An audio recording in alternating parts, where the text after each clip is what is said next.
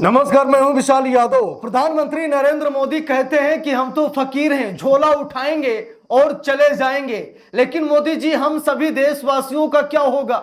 हम लोगों को मालूम है कि आपने सारा सरकारी धन का दुरुपयोग किया है, चुनाव में जबरदस्त तरीके से पैसा खर्च किया है। यहां तक कि बड़े बड़े देश जितना पैसा चुनाव में नहीं खर्च करते, आप उससे कहीं ज्यादा पैसा खर्च कर देते हैं। चुनाव जीतने के लिए आप 10-10 हजार क्या 50-50 हजार पैसे बांटने को तैयार हो जाते हैं। अरे मोदी जी, आपको क्या, आप तो झोला उठाएंगे चले जाएंगे, लेकिन हम सब देशवासियों का क्या होगा?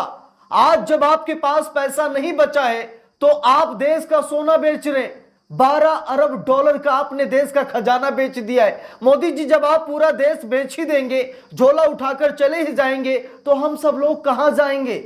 मोदी जी, हमारे लिए तो कुछ छोड़ दीजिए। भाई, गोरे अंग्रेजों ने तो लगभग लूट ही लिया, जो बचा है आज काले अंग्रेज लूट रहे हैं। गोरे अंग्रेज लूट कर चले गए और काले अंग्रेज लूट रहे हैं, जिससे कि हम सभी लोग परेशान हैं। आज देश में महंगाई चरम पर है, बेरोजगारी का हाल ही मत पूछिए। शिक्षा स्वास्थ्य तो इतना महंगा है कि 500 रुपये दिहाड़ी कमाने वाला व्यक्ति न तो मनचाहे स्कूल में अपने बच्चे को पढ़ा सकता है और न ही मनचाहे स्कूल में, नहीं मनचाहे अस्पताल में अपने बच्चों का इलाज करा सकता है। प्रधानमंत्री नरेंद्र मोदी जी, आप झोला उठाकर चले जाएंगे, मुझे मालूम है, लेकिन हम सब कहां जाएंगे? सोचिए एक बार, विचार कीजिए, कुछ तो छोड़ दीजिए।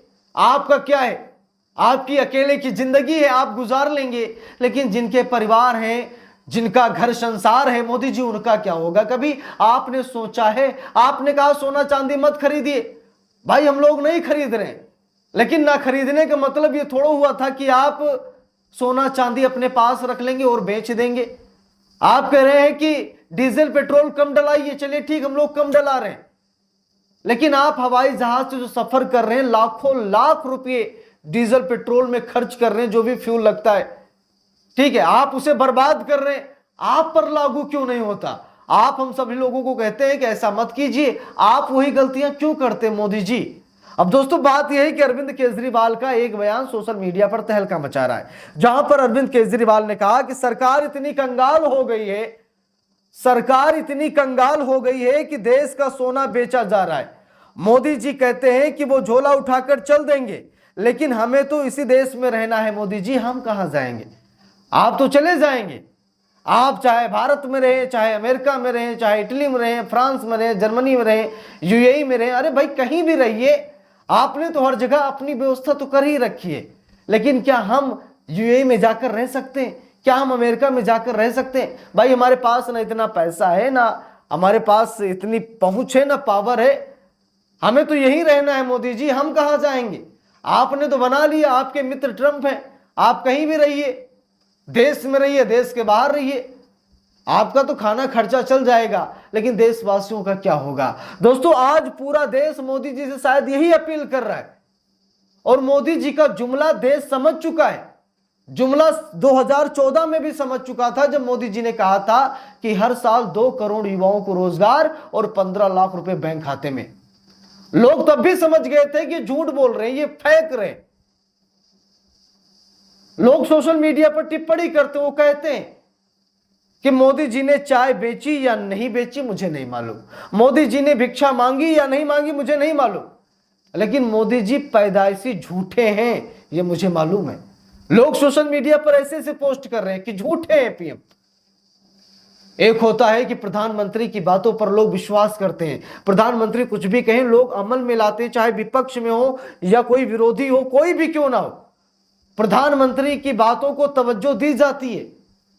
लेकिन क्या ये जो हरकतें मोदी शाह कर रहे हैं, क्या इनकी बातों पर विश्वास करना देश के लिए सही है? क्या देश मोदी शाह की बातों पर विश्वास कर पाएगा? एक तरफ मना करते कि ऐसा मत कीजिए, और खुद वही काम करते, कहते सोना चांदी मत खरीदो, नहीं खरीदे। उधर पता लगा कि 12 अरब डॉलर कम नहीं होता है, एक शहर बच सकता है। 12 अरब डॉलर बहुत बड़ी रकम होती है, ठीक है, 12 अरब डॉलर बेच दिया मोदी जी ने, और अब सफाई दे रहे हैं कि नहीं कुछ नहीं बिका। आरबीआई भी कह रहा कुछ नहीं बिका, कुछ नहीं हुआ, अफवाह है, झूठ है। अरे भाई, झूठ है तो जानकारी तो आपने ही दी थी ना, अब उस पर लीपापोती करने का क्या मतलब? आप तो एक बार बता ही चुके हैं, देश को भनक लग ही चुकी सोना बिका है, आप उस पर पर्दा डाल रहे हैं। यहां तक कि जिन लोगों ने बैंकों में अपने अपने सोना चांदी जमा किए थे वो बेचारे जा रहे बैंक में देखने कि हमारा कहीं गायब तो नहीं हो गया, हमारा कहीं चोरी तो नहीं हो गया, हमारा तो नहीं बेच दिया गया। तो ऐसा प्रधानमंत्री देश को मिला है कि देश की जनता भी समझ नहीं पा रही है कि होने वाला क्या है। इसलिए राहुल गांधी लगातार बयान जारी कर रहे हैं, लगातार देश को बता रहे हैं कि अघोषित इमरजेंसी लग गई है, घोषणा होना बाकी है, और जैसे ही घोषणा हो जाएगी नरेंद्र मोदी पीएम नहीं रहेंगे। राहुल गांधी ये भी बता रहे हैं तीसरा टर्म मोदी जी पूरा नहीं कर पाएंगे क्योंकि देश के हालात ऐसे कर दिए। जब एक एक रुपये में अडानी को करोड़ों की संपत्ति दे दी जाएगी तो देश बर्बाद नहीं होगा। जब हजारों हजार करोड़ अडानी के कर्ज माफ कर दिए जाएंगे तो बैंक दिवालिया नहीं होंगे और बदले में बैंक जनता को नहीं लूटेंगे। एक समय ऐसा था कि जीरो बैलेंस का खाता खुल जाता था, आज आप जीरो बैंक का खाता खुलवा कर दिखाइए, शायद कहीं खुल रहा हो, शायद, नहीं तो हर एक बैंक जीरो बैलेंस का खाता खोलती थी, यानी एक भी पैसा मत दीजिए और आपका बैंक खाता खुल जाएगा। आज तो पता लगे 2000 जमा भी करो और मिलता भी कुछ नहीं है, 2000 बैंक वाले ही ले लेते हैं खाता खुलवाने का। आज आधार कार्ड करेक्शन कितना महंगा हो गया। तो ये सब कैसे हुआ? क्योंकि सरकार लूट रही है, क्योंकि सरकार भ्रष्ट है, सरकार भ्रष्टाचार कर रही है। ऊपर से हमारे फकीर साहब कहते हैं कि हमें क्या, हम तो फकीर हैं, झोला उठाएंगे चले जाएंगे। मोदी जी आप जा सकते हैं, आप चले जाएंगे, लेकिन देश का क्या होगा आपने कभी सोचा है? भाई देश का हर नागरिक अमेरिका में नहीं रह सकता है। यहाँ भुखमरी है, यहाँ गरीबी है, यहाँ अशिक्षा है, यहाँ अव्यवस्था है, यहाँ पर कुछ भी ठीक नहीं। मोदी जी लोग यहीं सड़ेंगे, यहीं मरेंगे, वो कहां जाएंगे? आपके मित्र ट्रंप हैं, हमारे मित्र कौन है? मोदी जी कभी आपने सोचा है? अरविंद केजरीवाल इसीलिए कह रहे हैं कि देश कंगाल हो चुका है, सरकार इतनी कंगाल हो गई है कि देश का सोना बेचना पड़ रहा है। और कारण यह है कि फ्री की सौगात बांटिए और बांटिए चुनाव में 10-10 हजार 20-20 हजार रुपये। अब जरा सोचिए बिहार में 10-10 हजार रुपये बांटे गए। कहा यह गया कि मोदी जी ने वर्ल्ड बैंक से कर्ज लिया था, यानी कि कर्ज का पैसा चुनाव में बांटा गया। अब वही बिहार से वसूला जा रहा तो बिहार के लोगों को तकलीफ हो रही।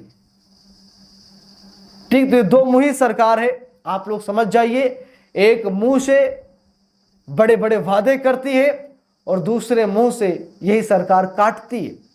एक मुंह से कहती है हम आपको खुशहाल करेंगे, दूसरे मुंह से कहती है कि हम तुम्हें बर्बाद करेंगे। और वही होता, पहले खुशहाली का रास्ता दिखाया जाता है, फिर बर्बादी का दिखा दिया जाता है। सरकार ऐसे ही काम कर रही है। बाकी दोस्तों आप सब लोग इस पूरे मामले पर अपनी क्या राय देना चाहते हैं? इस घटना को देखकर आपके मन में जो भी विचार हैं आप लोग कमेंट करके जरूर बताइएगा। वीडियो को लाइक शेयर, अगर चैनल पर नए हैं सब्सक्राइब करके सपोर्ट कीजिएगा। मिलते हैं दूसरी वीडियो में, तब तक के लिए बहुत बहुत धन्यवाद।